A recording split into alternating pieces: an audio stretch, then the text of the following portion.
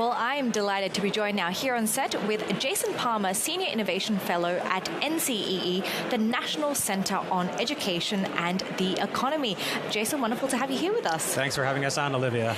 Now, you hold many roles, you wear many hats, and I want to know what's attracting you here to Vivatech? Well, the biggest thing is that this is a convergence of so many industries in the same place. You know, a few years ago, everybody was talking about how AI is a software phenomenon, an internet phenomenon, but here we have L'Oreal, La Parisienne, we have Carrefour, we have so many companies from completely different industries where AI is actually now starting to become part of everything.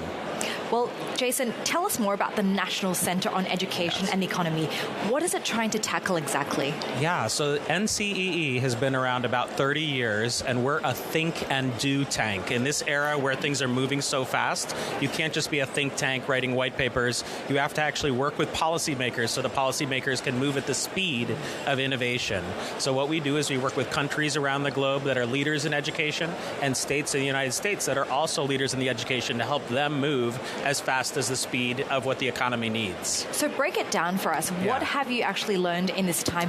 What are the world's leading countries doing to help learners as well as institutions navigate these rather turbulent times? Yeah, there's a few different things. The biggest is that they're really investing in teachers. They're respecting teachers as the leaders that they need to be, and that means not just paying teachers more, but actually helping make sure that teachers and educators more broadly are leaning into AI, are not scared of AI, are experimenting with AI.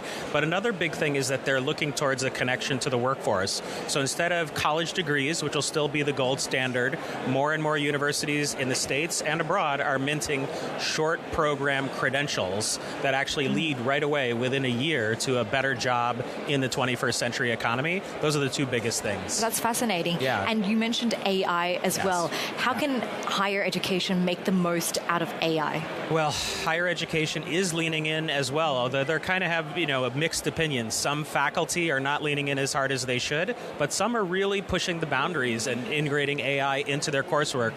Earlier today, on one of the panels I was on, we heard about a teacher at Rice University, or faculty member at Rice, who was actually having students write a paper first in their own voice, with their own words, then write that paper with Claude, then write that paper with ChatGPT, compare them, and then try to synthesize them. That's the type of thing that educators should be doing now, and it's happening more and more. 50% of ChatGPT's usage is college students on college campuses and their professors, and so when the summer arrives, like it's just arriving now, usage cuts in half because it's so used on college campuses. Over here at Vivatech, I'm just taking a look around. We have quite a mixed crowd here. We have businesses, startups, investors. Yeah. What do you think is the best way for policymakers and entrepreneurs to collaborate? Well, how can we get them under the one roof? There are many ways, but the biggest thing, and I've seen a few around here, is get more policymakers to events like this, actually playing with robotics, playing with the biosphere type activities that are here, playing with all the gadgets and toys and becoming familiar with them just by touching, seeing, doing. This is a great conference for that, actually.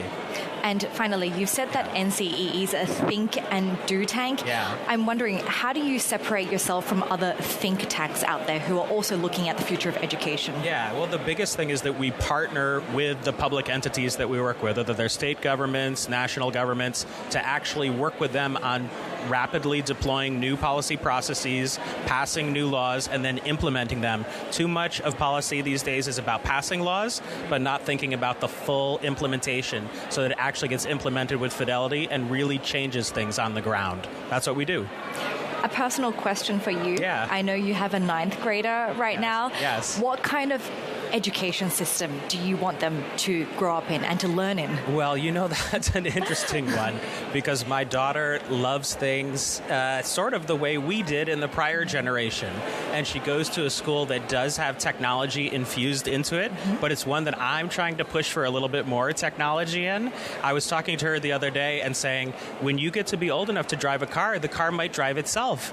And she started crying. She's like, I want to drive a car. Make sure it doesn't become illegal for me to to drive. I don't think it's going to become illegal, but eventually everybody's going to be having their cars drive themselves with safety features. A lot more things are going to be taken care of for you, and she's not sure she wants it. So I do think there's still like a little bit of give and take here with this AI phenomenon.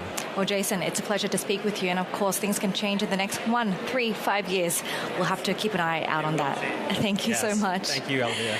Now, if you want even more Vivatech action, remember to head over to our website or check out all of our social media channels for all the behind-the-scenes content as well as latest sessions and interviews. Stay with us because we still have plenty more action here to come at Vivatech News.